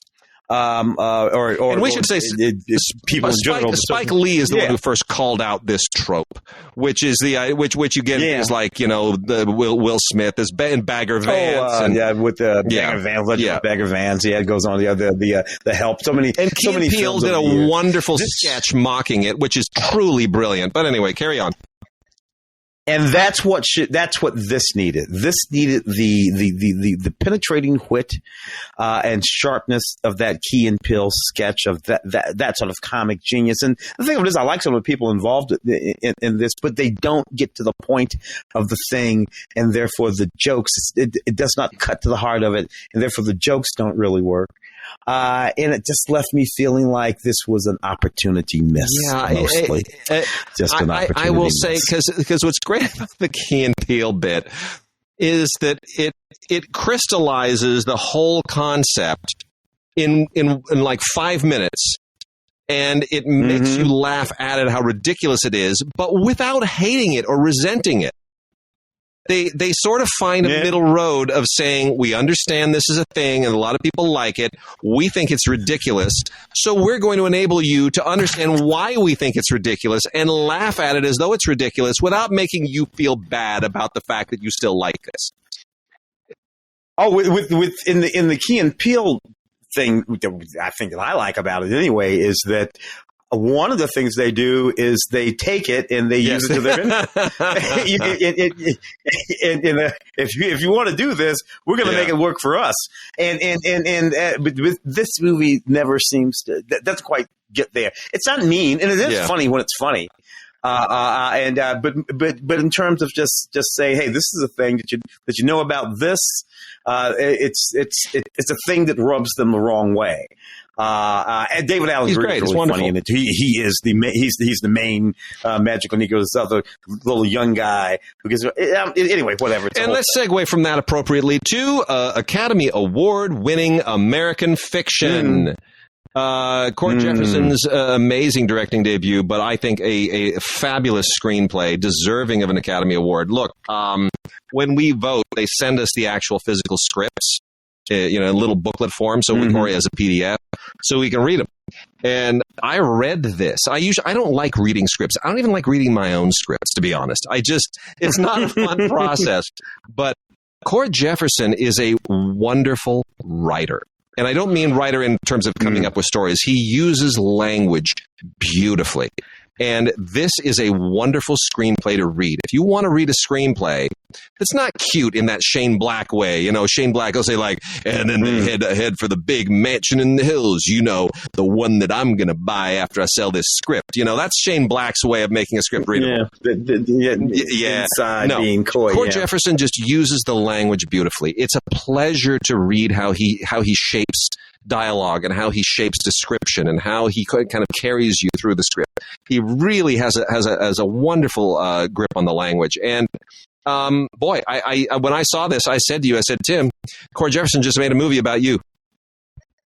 I swear to God, I'm saying it all last. I'm like, this guy, and it's just really, really is very, very sharp. This college professor who's written this very erudite book. It's not about anything particular black, played by Jeffrey Wright. But all his literary agent wants from him is you got to give us something we can sell. So he writes one of these books, and makes all of this stuff up, and it becomes a sell-off hit. Now, and it's written by Percival Everett, the book, who's a USC professor. I believe so. I believe so. USC professor, and really just has a sort of interesting take on that thing. I thought it was interesting how all of that translated from the world of literary fiction into the world of filmmaking, because it has worked exactly the same way in filmmaking. There was a time in the early 90s where if I had wrote a book with 3 hookers and somebody selling crack, and you're like, I could have got that movie, I could have got that screenplay made in a heartbeat. But if write a screenplay about an LA screenwriter, that's right. Try to get you couldn't get that made for anything. So very strong. Also, having read that book, Percival's book, I can tell you that he's also a really wonderful screenwriter, adaptive screenwriter, because he culled out of that book a very different kind of screenplay. That's a pretty dark ass book. Yep. That book is dark and goes to some really mean. He didn't write that screenplay, and therefore he didn't make that movie. The thing that I find most fascinating about American fiction is here in the way that this compares to Get Out, for example. Not the same genre, not the same story, but they have a lot of the same kind of thoughts on their mind. And Cord Jefferson, mixed race, mom's white. Jordan Peele, mixed race, mom's white. I'm wondering if there isn't something from that background. No one's ever, I haven't heard either of them address it, but I'm wondering if there isn't something there about coming from a mixed race household that makes your experience maybe a little different, and that gives them a window onto this. I think so. It's a different thing. So it's a different thing. We talked about this before on the show, and it's an adjustment that even I've had to make. Not even I have had to make about that. Mixed race is a real thing. For a very long time in the black community, it's not a thing that we paid any attention to. Which is why, we always just thought of, for instance, President Obama as just our black president. The fact of the matter is President Obama is a mixed race person. But if you're from a certain generation, my generation, his generation, our generation, we always just call that black and didn't bother with the mixed race part. And it really did. Another couple of movies here to their very Dogman, a new Luc Besson movie, which Luc Besson's movies just don't make the splash that they used to. This is kind of a very peculiar. I mean, he's not doing a big action film, a big genre film. This is kind of back to not even La Femme Nikitas. This is. I'm trying to think of what even this we could compare this to. I mean, it's a very unusual story about a guy. No. Yeah. Oh, 2, 3, and 4. This is those early films, those French films. When you went to Cannes in 94. Those 2, 3, and 4. Maybe it was 2 films like Man Bites Dog. And Caleb Landry Jones, who's a very unusual actor, has a hard time kind of getting cast. French, but whatever. Boys, he kind of wow. I mean, it's an action film, but it's a meditative French Luc Besson action film for whatever that may be. It's interesting. I loved George Clooney's The Boys in the Boat, and it got no awards love. It got no traction. It's like if Chariots of Fire with rowing with crew. That's what it is. It's the story of the 1936 Summer Olympics, the American crew team, University of Washington going for gold. That also is the Olympics where Jesse Owens was, the superstar. Jesse Owens makes a little cameo in this, and there's a thing with the crew team. I mean, I thought it was a really lovely movie. It's an underdog sports drama, but George Clooney directs the hell out of it. And if you have a chance to see it, I mean, it really kind of got no love during the end of the year, but it's a sweet, sweet film, and it just makes you feel good. It makes you feel good. A couple of other here: Abigail, Collector's Edition, and Immaculate with Sydney Sweeney, who is the new lady of the moment. Thanks to the new ingenue of the moment. So, look, both of these are going to a place where a lot of movies are going now, which is horror centered around young women or even young girls, and we're getting a lot of that with T. West as well. He's kind of going to that same place. So I don't know what's necessarily in the zeitgeist for all of this stuff, but it's living there. I think of these two films, Immaculate is not that terrifying. You're seeing it really just to see Sydney Sweeney if you're a big fan of her and her attributes. But oh. I gotta say this. Because you and I are guys of a certain age, right? So Sydney Sweeney, this young ingenue girl, she's got these big old boobs, and she works the hell out of it. And yeah, I just said it. Just say it outright. She got these big old boobs, and she works the hell out of it, and with her outfits and things like this. And I hear these people, and they say these things and all this kind of stuff. Now, I have to say that you and I grew up as people, as young fellas, true. It was very ordinary for ingenue actresses to have assets just like Sydney's and work the hell out of them. And become, and sometimes become, Marilyn Monroe, and we can go right through Raquel Welch. We can, Angie Dickinson. I mean, I could, all the way. I could do this. Joey Heatherton. But we get to 2023, 2024, and Sydney Sweeney comes along, and she's got this, and we're like, oh, we're gonna. And I'm like, I'm not gonna do that. I spent my entire young male adulthood and childhood, some of it, in love with actresses like Sydney Sweeney, who had what she was working with and came to work with it, and I didn't talk shit about them. Now I'm going to talk about I'm from Abigail. that generation. So you're not going to make me talk shit about nothing left to say. Sexy That's boobs. it. Thank you. So here's the deal with Abigail. For taking me back to my childhood. A bunch of guys think they're going to kidnap a rich guy's 12-year-old daughter, a little ballet girl named Abigail. Hold on to her. Easy money, right? Make millions. Except Abigail is not just a 12-year-old ballerina. Abigail is a little vampire. And I'm not giving anything away. Abigail just becomes absolutely horrible. It's stupid, but it's well done, I guess. Yeah. Wicked concept. Last time we talked, Roger died. We did a little tribute to him a couple weeks ago. I'm some Roger Corman kind of guy. Was Roger on our list, or had he died already? Last time we talked. We'd already done it. Okay. Good. And you come to me and you say, blah, blah, blah, Abigail, vampire, Good little point. girl, vampire, adults locked in the house, Abigail, she's a vampire, she's going to eat them. I'd say I'll give you $1 million to make it. Not a penny more.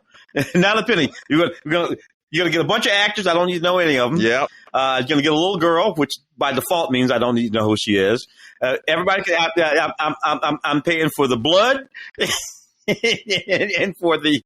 and for whatever you break in the mansion. Blumhouse, as long as we're on that subject, Blumhouse came out with a movie called Imaginary from the Five Nights at Freddy's Blumhouse approach a little bit. It's he's not imaginary and he's not your friend. So I get it. It's trying to do that thing, that teddy bear childhood, the iconography of childhood, and making it horrible and nightmarish. I understand. That's a long-standing trope in horror films. But I almost feel like it's too polished. I almost feel like it doesn't feel gritty enough. I see all of the tricks coming. I don't know if you felt the same. See, I almost feel like what you were just saying, if they had made this movie for $1 million, it's a better movie. Just spend $1 million, have that limitation, and get the actual let's hit some criterions. Simply, buying your scare. Might as well blow through some of these. I want to talk about the first one here, which is an absolutely wonderful box set. This is the first box set for Ousmane Sembene. One of the, perhaps the great African filmmaker of all time, but he really kind of set the tempo for African cinema, for whether you come from Uganda or Mauritania or Nigeria. Everyone said, they look to Ousmane Sembene, who is Senegalese, and just really, really kind of found a particular groove to represent that continent's cultural sensibilities. And these are all wonderful films, all from 1970s. Ematai, Zala, and Chedo. And these are just absolutely beautiful films. They're all different. They all deal with different things, politics. Zala is a satire. Chedo is, this very beautiful period film. So all of these are in completely different genres, different sensibilities. He's a very diverse filmmaker. And there's a wonderful documentary on here on the making of Chedo from 1981. This is just a great box set. So highly recommended that you get this beautiful conversation here that gets to the root of why he's an important filmmaker internationally as well as on the continent. It is called 3 Revolutionary Films by Ousmane Sembene. So definitely check that out. Let's talk for a second about some of the things like Anatomy of a Fall. Gets its Criterion release here. I am not a fan. This won the Cannes Film Festival, Tim. Let's talk about Anatomy of a Fall. Well, no, look, I think it's an interesting thing because I say that Anatomy of a Fall is a very, very complicated sort of Perry Mason episode. Wrapped in a very complicated episode of like 30 something, but with the murder. So, or perhaps not stuck. So I watched this movie that everyone is going bananas about, and I'm just thinking to myself, this is fancy television. This is fancy, and it's all fine as fancy television, but this is not cinema. And that's the other thing about it. It's also not cinema. It's nothing cinematic in this whole Drove me movie. crazy. There's a lot of good acting in this movie.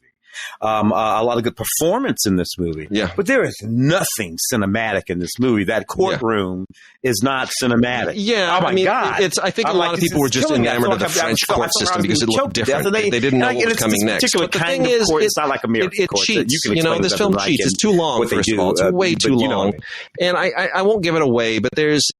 And look, hey, it's got a Criterion release. If you're a completist, you got to get this. But there's a moment where they do a thing because one of the deceased character had done a thing, and I just sat there and rolled my eyes and I said, "I'm sorry, this would never have happened. This is, you're making shit up. I'm sorry, you're just making shit up." And I get it. It's a movie. It's all made, but you're literally making shit up. And you're making it up badly at this point. A Perry Mason episode, really interesting Criterion release here that I did not see coming, and I barely even knew that this existed. Oddly enough, an Academy Award-winning filmmaker would have ever done that. Barry Jenkins' The Underground Railroad.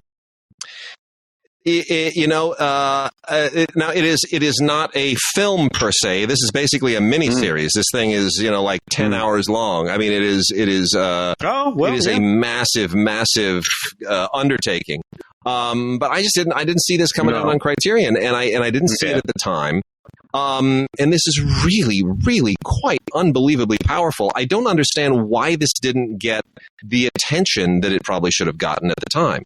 Why did this just kind of fall under the radar? Was it the pandemic? Was it because we were in the middle of the pandemic? Is that what kind of... Yeah, that's sort of really interesting too, because it's really... But you would have thought that would have worked the other way. That would have worked for it rather than against it. At least in my mind, it would have worked for it rather than against it. The Underground. So it is this miniseries. Joel Edgerton and a few others adapted the thing. And the Underground, it imagines that the Underground Railroad of the antebellum South of slavery times was real, an actual thing. And it's really sort of mystical and magical. Now, I think maybe for some people, that might have put them off a bit. People have been when you particularly talk about that period, people look for something sort of very, very straightforward and dramatic. And Barry drifted off into this other space, and I think it might have put in the same way that, frankly, Lovecraft Country sort of did that. It sort of drifted off into this other space, and people loved it. The people who loved it. And then we've also, it's absolutely worth watching. It's very, very powerful and interesting and surrealistic and magically realistic. It's great. And then we also have David Lynch's Blue Velvet from Criterion, and boy. Oh, yeah. And Blue Velvet in 4K, so it just gets the full treatment. And Lynch approved. This is the film, of course, where we first get a bite of the real David Lynch. This is, he's made Dune, he's made The Elephant Man, he's done all his for hire jobs, and now he's just getting down to doing his thing. And this is when everyone finally gets a sense of what David's head is all about. And boy, what a just wild trip. Yeah. Yes, it does.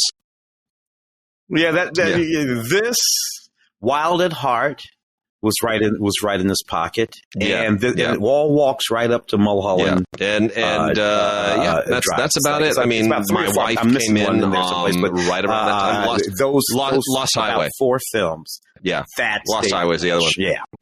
And then Bound, the original film by the Wachowskis. What was that one with, the original Lost Highway? First film, but it's the one that really kind of, this is a 4K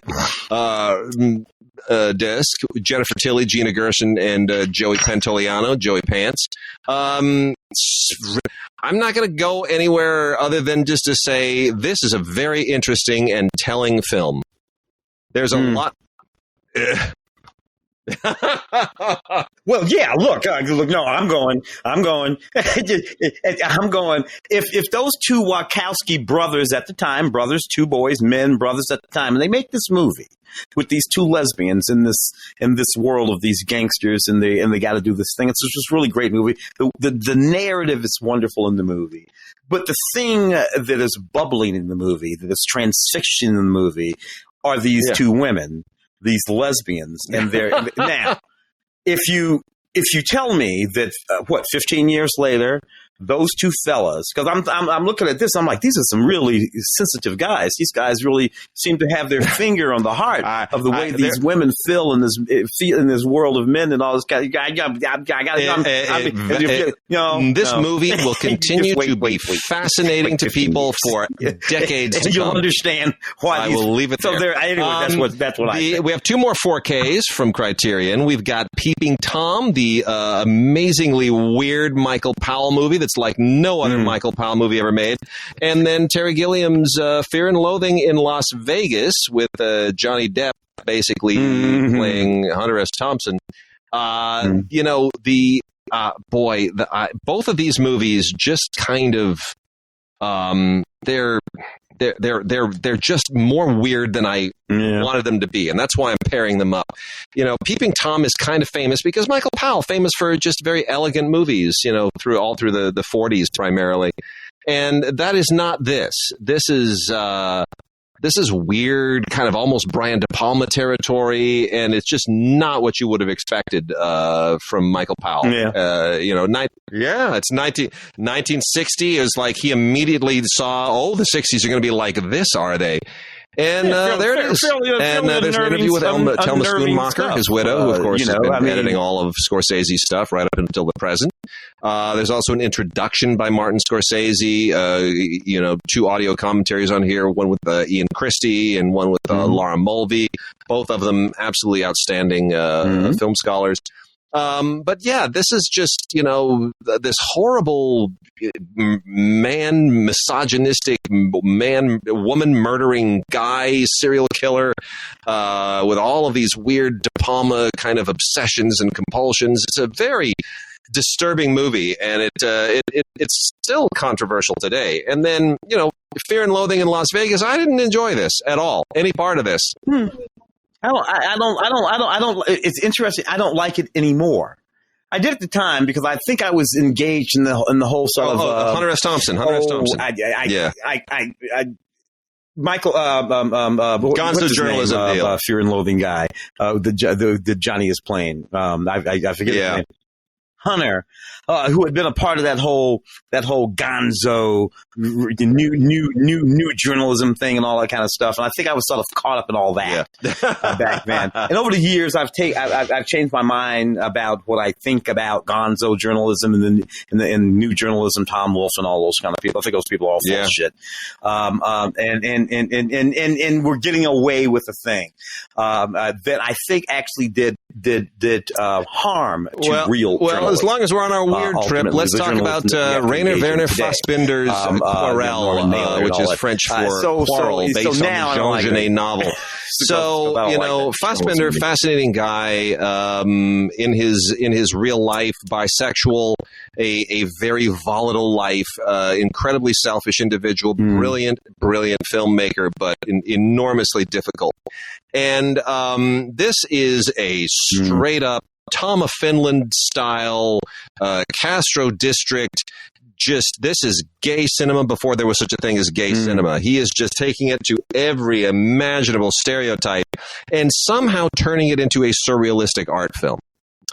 And it's a very very weird expressionistic kind of surreal landscape that he creates here. And I know people of all sexual orientations who have problems with this film, and yet everyone has to acknowledge it is incredibly artful.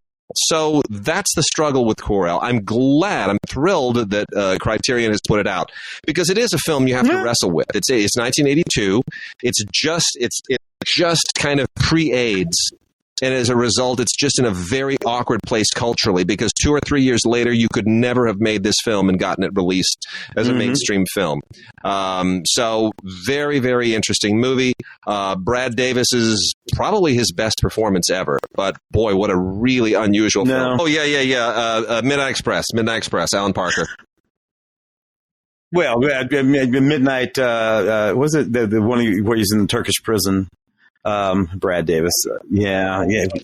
Midnight Express. And Franco Nero in this film. I don't know. No, it's because this is surreal. This takes place in a kind of a surreal land. This is almost more like what was the horrible film from last year, like Blocking, that Emma won the Oscar for. It's like a Yorgos Lanthimos movie almost.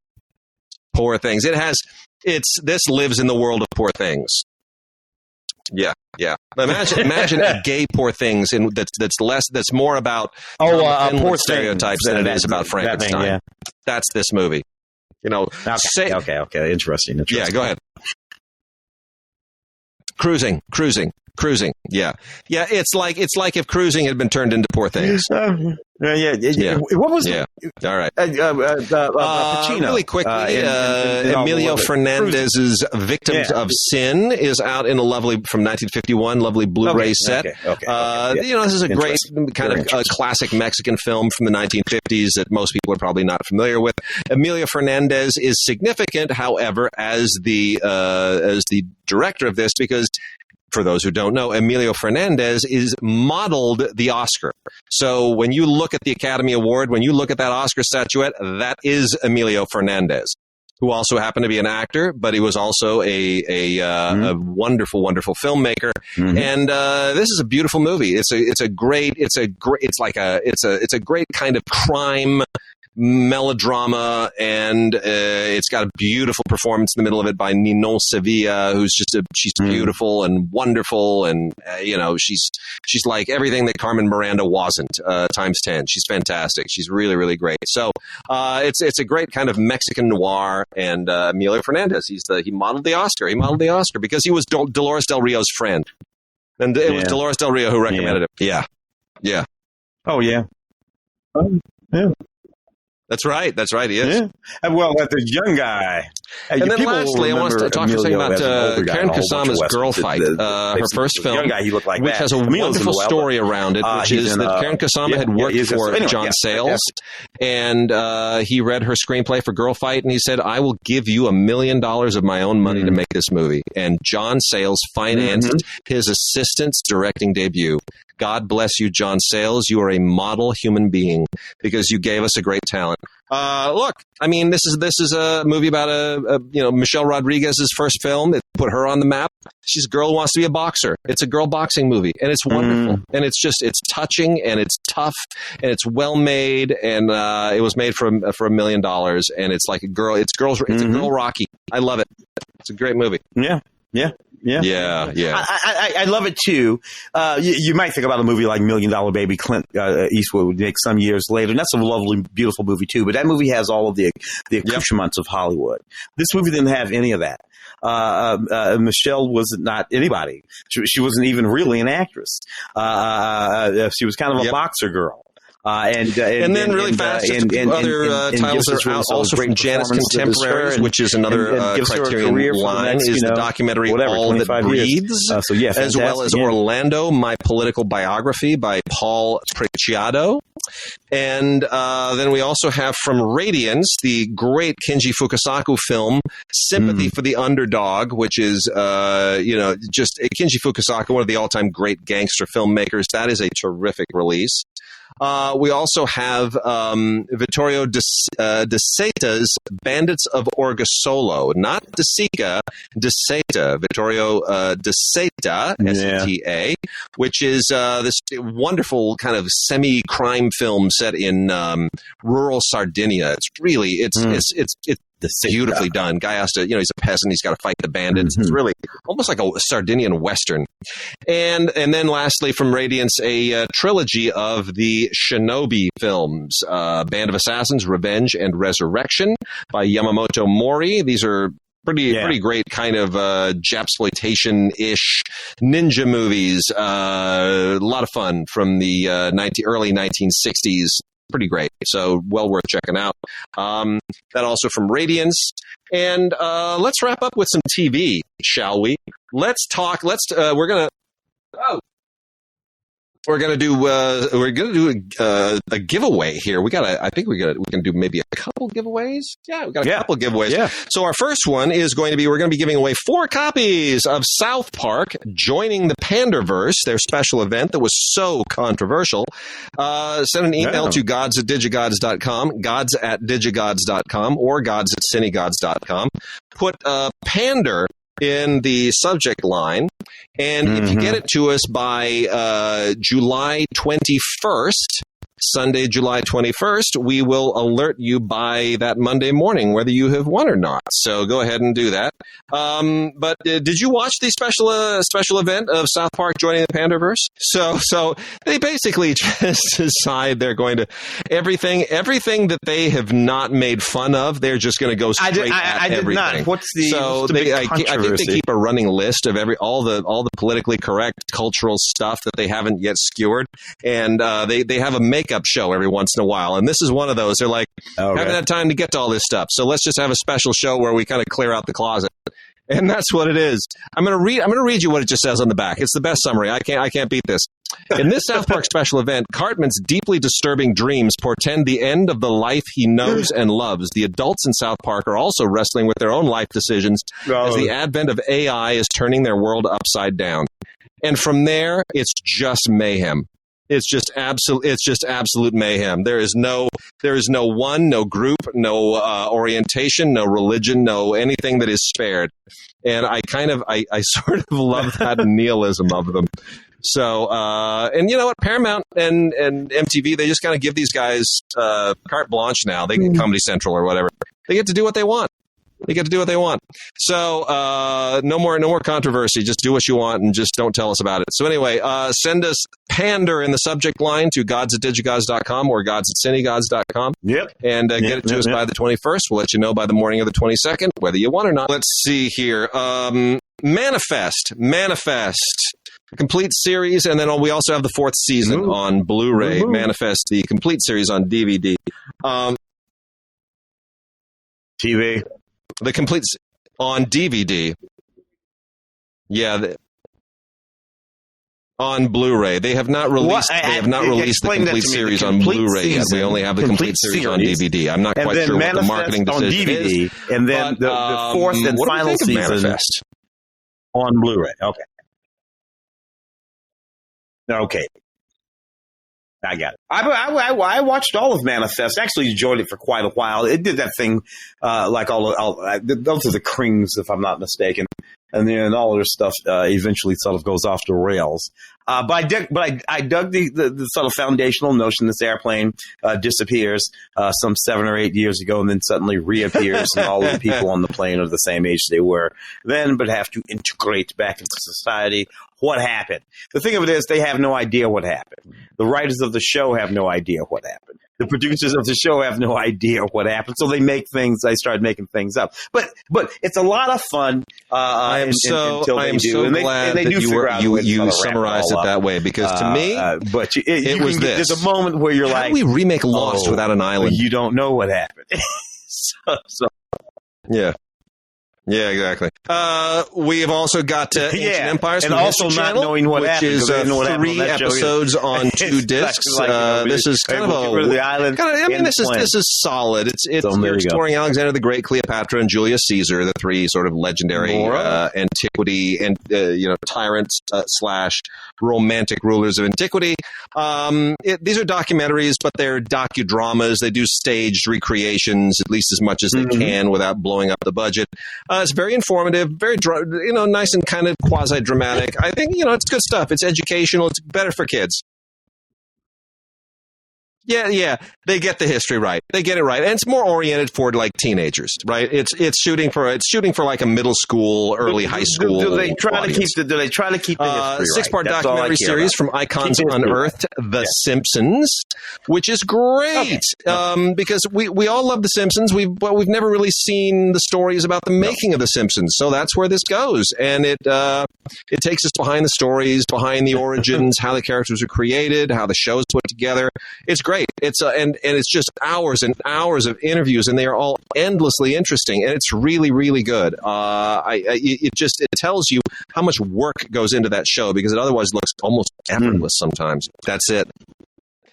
And that show is lots and lots of hard work. Yeah. And then Dexter's Laboratory, the complete series for kids. My daughter never really watched this. It's kind of more of a boy thing, but it's good because it teaches boys that you can kind of be a brain and you can work in a laboratory and you can admire kids that aren't tough and that are a little more intellectual, and there you go. So I mean, I think it's cute. It's not brilliant or anything, but I'm good with it in terms of how it kind of breaks down stereotypes. Yeah, for sure, absolutely, It's absolutely terrific. The Fairly Odd Parents, season 8. If you haven't seen this, it's kind of John Cristosi style, super aggressive animation. Ren and Stimpy style character design.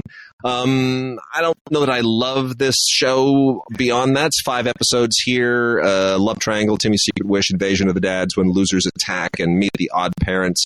I don't know. I guess if it's your thing, but don't start in season 8, if you're just getting there. The new Frasier. Did you watch any of the new Frasier? Yeah. 2. Yeah. Literally. So I watched the first episode, kind of hated it. But it's the first episode. So, not for nothing, dude. Frasier is Frasier. So you have to do well. Yeah. You have to be doing better than Cheers to make Frasier. Yeah. Frasier was a show that had to be better than Cheers. Think about that for a second. Or why do you exist? I can watch this guy on my favorite show. But it's not. So it had to be better than Cheers, and it was. So Frasier, it reminds me of when WKRP came back with all these new characters and missing some of the original characters, and it screws up the chemistry. He doesn't have Niles. He doesn't have his dad. And without Niles and Dad, you've got, now they got his son, and that doesn't really work. Yeah. Well, the foundational reason that he went to Seattle was to take care of his dad. And that was the relationship that really built the rest of the show. Him and his dad, fish out of water, and if you do anything else like they do on this show, you're just making stuff up. And frankly, it gets weird and uncomfortable because Kelsey Grammer still wants to play the romantic lead. But how do we feel about True Detective now that it has moved into female territory? True Detective Night Country with Jodie Foster and Callie Rice. How do we feel about that particular direction? Yeah, I agree. Well, the up and down of True Detective has been up and down. I think this is an up for True Detective. I think this is a back up. For one thing, this one is completely and totally based in the real world. The Latinx one had all kinds of things going on that were mystical and magical, and that was beautiful. But and I understand that was an interest in connecting with the cultural dynamic. I agree. It's a good move, which it certainly did. And then here so long as we are on detectives, we are going to talk about Lawman Bass Reeves. Like and we got 2 giveaways on this. So go ahead and send an email to gods@digigods.com or gods@cinegods.com with Lawman, M-A-N. This is Lawman. Excuse me. My goodness. Might have to edit that out. This is Lawmen, M-E-N, Bass Reeves. You know what? I'll take it back. Send us an email with Bass. Just make it Bass. I'll make it easy. So BASS, I'm changing my mind mid-show. BASS in the subject line, BASS, and DigiGods.com or gods@cinegods.com. Yeah. And we will also let you know by the morning of, as long as it gets to us by the 21st, let you know morning of the 22nd if you're a winner. This is David Oyelowo bringing to pass a dream that he's had for years and years and years, and finally kind of pulled together because Taylor Sheridan got on his team. And it's the story of the famous black lawman, Bass Reeves. My problem with this is it's 6 hours long, and I feel like it's working overtime to stretch out to that length. I feel like this could have been done in about 3 hours. I don't know. Yeah, and look. And David has said this himself. David wanted to make a story about. He wanted to make a family drama.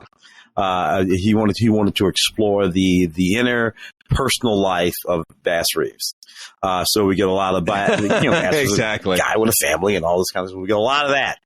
Now I got to tell you, the stories that I want to hear about Bass Reeves are the stories about Bass Reeves riding out to catch a bad guy.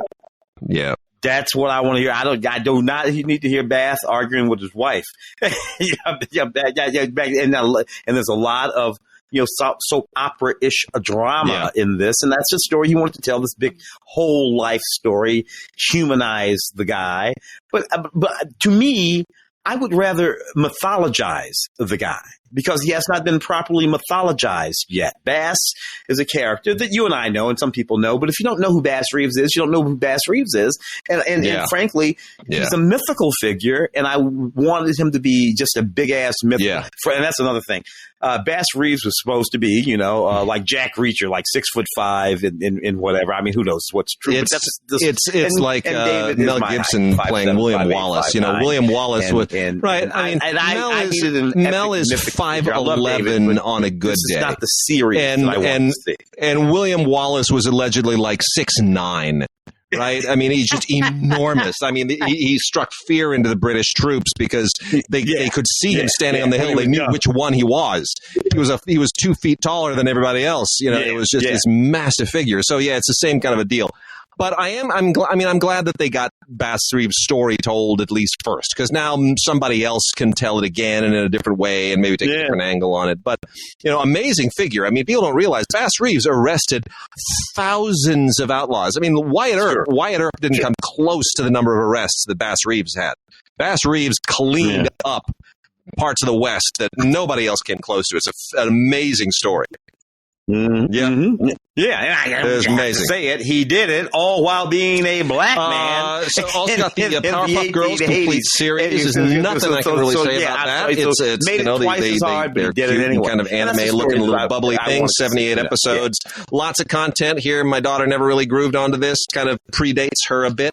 The Powerpuff live-action series was supposed to happen. Didn't happen. Kind of tanked. Hurt a lot of careers. But this animated series is still very, very cute. We've also got Kamen Rider Geats, the complete series. This is more of that kind of, mecha live action, Power Ranger-y stuff. It's either you love it or you don't. This stuff doesn't really work for me, but it's sort of like it's game show oriented, right? It's sort of gladiatorial. It's like if the Power Rangers were gladiators, best way I can put it. It's silly stuff. The original The Flash.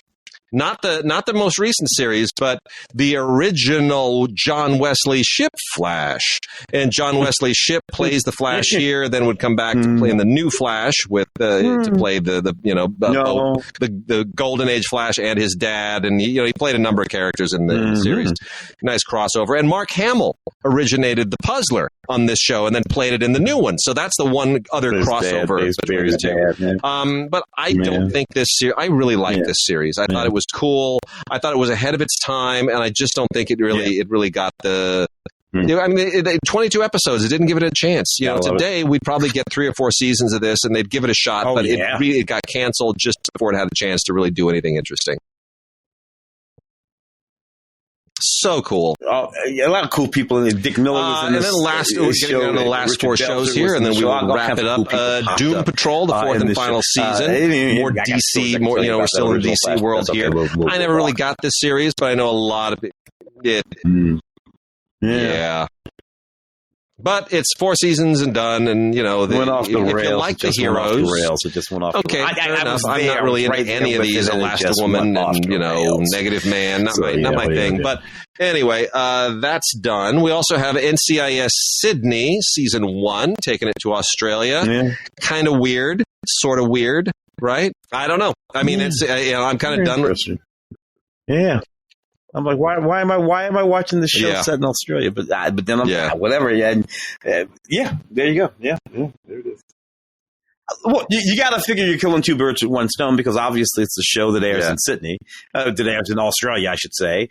And why not just take it and air it here? And maybe it owes to the fact that we have figured out that Americans will in fact watch foreign language shows, right? Yep. So even when they're dubbed, so they'll definitely watch a show that's just set in Australia. These people aren't even actually speaking a foreign language.